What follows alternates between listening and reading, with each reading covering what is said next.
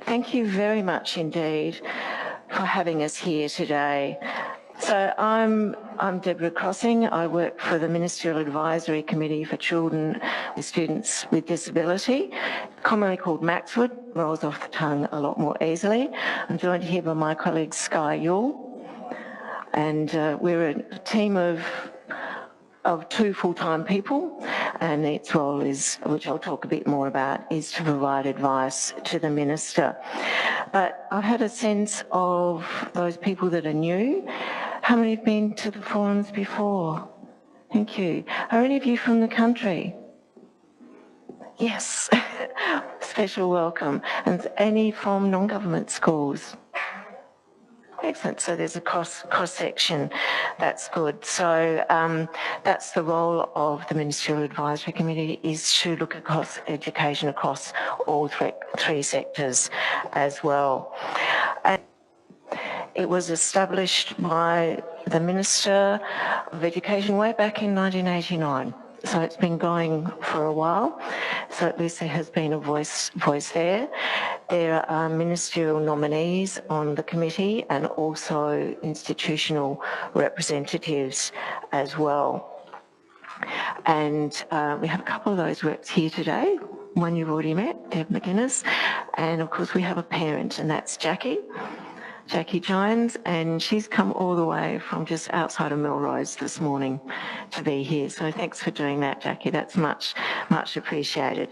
So there's 4 of us here that you can always ask questions about the committee as well.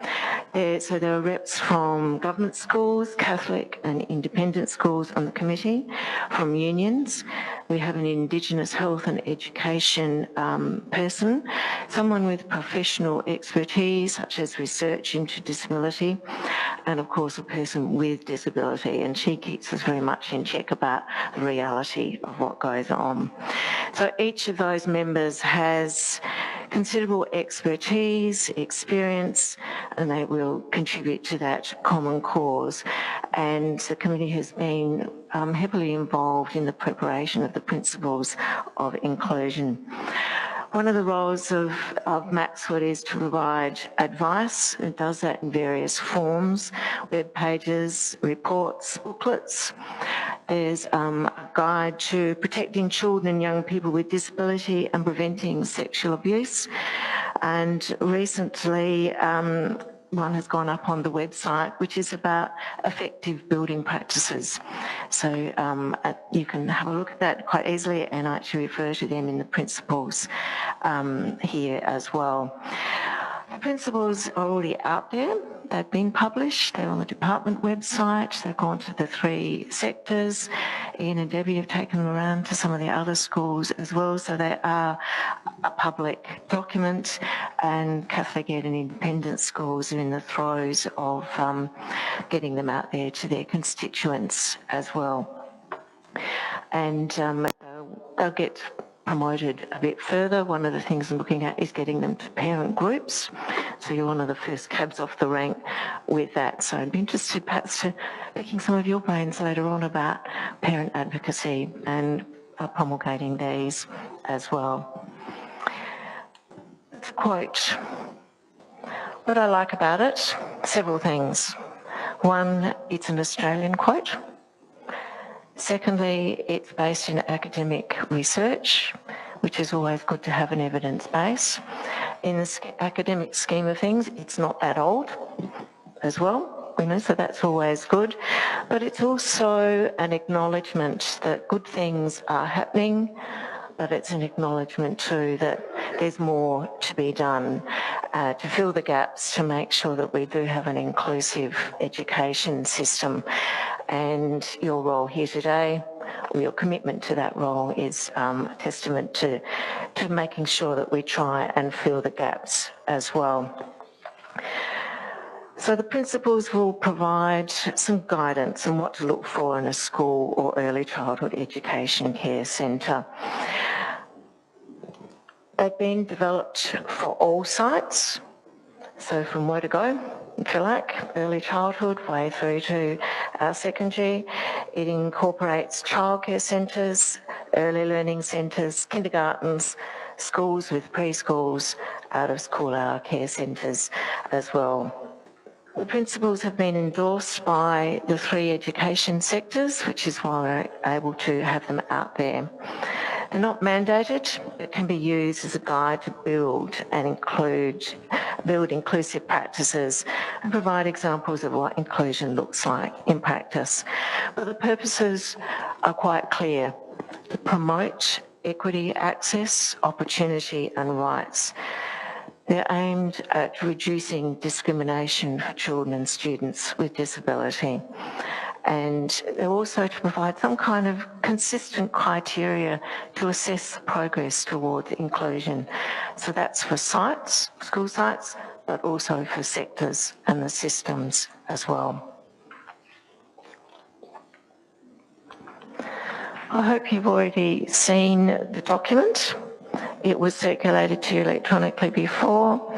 There's also a copy, multiple copies on your table. That's the full document. We've also done just a one-page summary as well, with a particular purpose that it's easy to distribute, to display, to hand out to whoever that you might like as well. Within the full document, just to give you its structure, there's a purpose and preamble, so that purpose is reiterated there. The principles are articulated, and then each is followed by a statement. This is or can be achieved by. There's not much point in having a principle if nothing's going to happen out of it as well. One of the purposes was to provide some kind of guidance to what inclusion might look like. So people can walk into an education centre and say, oh, this is what I need to be looking for. So there is a section on inclusion is recognised in practice. It is suggestions. It won't be complete. I'm sure there'll be others that could go there. But for those people who are not familiar with what inclusive behaviours look like for children with disability, it should at least be a start.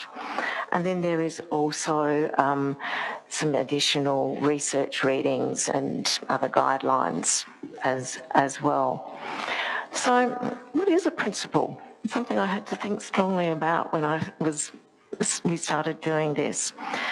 And principles are fundamental truths that serve as a system of belief or behaviour or a chain of reasoning. They're guidelines for ethical practice, and they give a practical expression to our values. So they're really an underpinning thing, and it's sometimes something that we don't always get to think about. We probably do it innately, but it's also very good to reflect on what our principles are. So well, the purpose of having these principles is to articulate perhaps how this, to give a guideline for our ethical behaviours. And Ian referred to a model of inclusion. We would hope that these underpin that, any kind of model of inclusion. So as I said before, they're not mandated. You can't mandate how people behave, but you can give them some principles to think about and guide their behaviour as well. So the principles are for everyone. There are 7 principles. There is no hierarchy in the document. They're all as important as each other. They actually all interact with each other as well. 4 of the principles begin with all children and students have the experience with disability, have the right to. That's very important. They do have rights. One is about the individuality of children and students. Another one is about adult responsibilities. And another one is about a legal framework. And you may already be quite familiar with that as well. The principles. The one's about the rights of children with disability who experience that. They have the right to access and participate in education. They have the right to develop to their fullest potential and to be active, valued citizens in the community. And they have a right to an appropriate and adequate allocation of resources to enable their right to access and to participate. All children have an ability to learn, and the right to exercise their voice, choice and control in managing their own educational experiences. So this principle puts the focus on the child, on their individuality, their abilities, their ability to learn, and those differences as well. And I think we all have the right to manage our own lives, to choose how, what and where of that lives. And this principle reinforces that for children with disability. And it's all about really, I think we prefer to do unto ourselves rather than have others do to us. The next principle is about a right to be safe and to be treated respectfully. The right to be safe emotionally, culturally and socially. And so this includes Indigenous people, people from different ethnic backgrounds as well. We worked hard with our colleagues on the committee and within the department to come up with the right words with this, so it's inclusive and not being exclusive as well. We all have that right to be safe emotionally, culturally and socially. The next one is about taking action and having responsibility in that action. Anyone in a school setting, teachers, leaders, parents, children and students, have a responsibility for taking action for inclusive behaviour. So this principle is about not turning a blind eye, calling out non-inclusive behaviour and doing something about the physical environment, the curriculum, their activities, access, whatever that may be. And the last principle dwells on the legal framework. There is extensive legislation around disability, both Australian and state government. Federal government gazumpts the state government legislation, but obviously if you look at the wording of them, and you may or may not have, you recognise the synergies between federal and state government as well. We all know that ignorance is not a mandate, it's not a defence. All of us have a responsibility to be compliant with that legislation. To give you a list of what there is, this is the current list. It may change, and from time to time it gets updated as well. The wording of the legislation is always interesting to read, if sometimes it seems a bit convoluted, but it is based in a wider expression of the rights for children and students with disability, and that's on the United Nations Conventions on the Rights of the Person with Disability and the Conventions on the Rights of the Child. So there's quite a lot of it around, and it is worthwhile having everyone to have an understanding of that. As I said, sometimes it's a bit complicated to read. This is just a list of things that I have found. Try and put it into simple language. It's actually in the full document. And I encourage you to, you can take a photo if you like, but it is actually already there. So, and if you go to the website, there's links from the PDF in the website, so it's really easy to get to that as well. You can get compliance to legislation by leadership, so that people know about it, and also by engaging with staff in regular, ongoing professional development around that and around the changes. And as general citizens, we have the responsibility to look into that as well. I said that there was a section in the document about inclusion is recognised in practice. There's about 12, there are 12 different areas that we've done. And I tried to sort of perhaps align them with each principle, but I realised, and I was advised, that if you do one thing in one area, it can actually support more than one principle. So hence the reason that's set out like this. I won't go through a lot of it in detail, but inclusion can be recognised in practice when leadership action is visible. There's a whole raft of suggestions of what that might look like in the document. When an audit is done as a measure of continuous improvement as well. Then there's acknowledgement of achievement towards inclusion.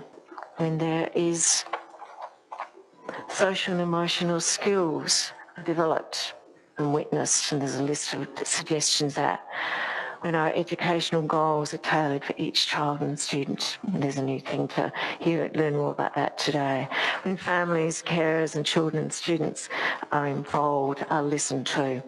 There's a whole host of suggestions what that might look like. There's suggestions for staff, how they might improve and recognise their inclusive behaviours and practice. There's things about physical access as well, and that's where the effective building practices that MACSFORWD put forward are referenced as well. It's in school communications too, about inclusive practices and behaviours can be recognised. It's when retention is high. It's when documentation is kept up to date, so that you don't have to keep repeating the same thing over and over. And when there are appropriate resources, aids, assistive technologies, etc.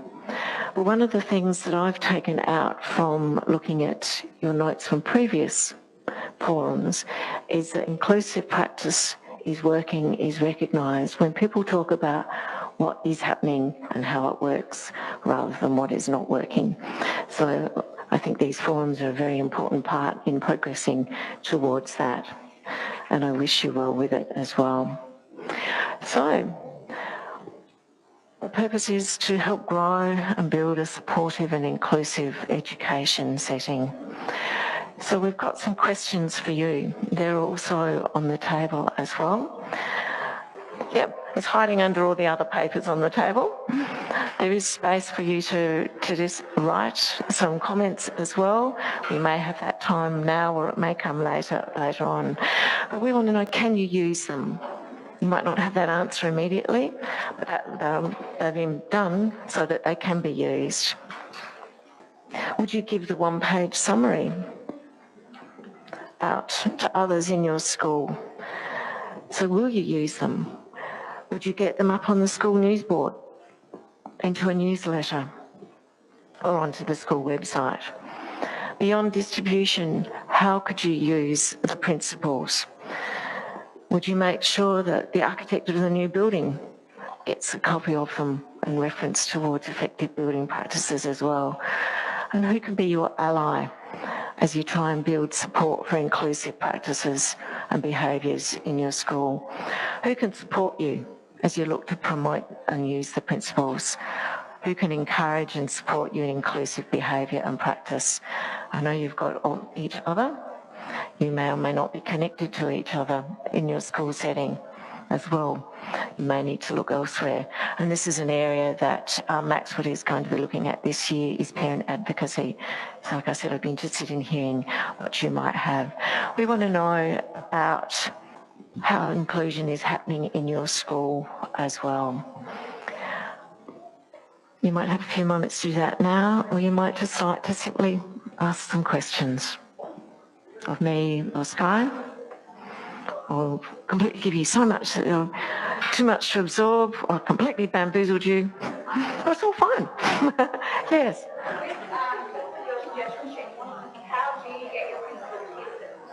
How do you get the principal to listen? Oh. In special education? Okay. That way we can be inclusive. Sorry, my question is how to get your principal and your special ed teacher to listen, because I'm trying to talk to them and they're ignoring me. So how am I meant to bring this in if they basically think I'm one of these parents who are going to run away from? Okay. I would refer you to page 13 in the document. There's a whole list of suggestions there. And, you can take these to your principal. They hide. Sorry? I'm one of these parents they hide from. There are other ways to give it to them. Who's your ally? The school. Who's your ally within the school? They would actually just ignore it. They won't care. I've tried special ed teachers coming in, they blocked it. These are a document that I would encourage you to read. They might give you other clues for that suggestion about how to get it in. They have gone to all education department schools as well. So you can say that, they're there. Yeah. Have you seen them? So, or you just put it under the door. You do it in other different kinds of ways. It's their right to refuse, isn't it? They have a responsibility. Yeah, they do. Yeah. Okay.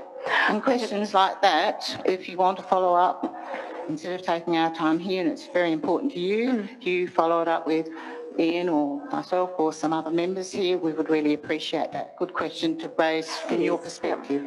Yeah, they are there as a support. Have we got time for people to have a discussion on these questions and just write some answers? Or? I think what we'll do is go to our parents' presentation, and then we'll have 3/4 of an hour before where you'll be able to talk at your tables and write things down. So we want you to have that opportunity as well. All right. Thank you very much indeed, and thank you again for having MACSFORWD here today, and we look forward to hearing how you get on and what you think. Thank you.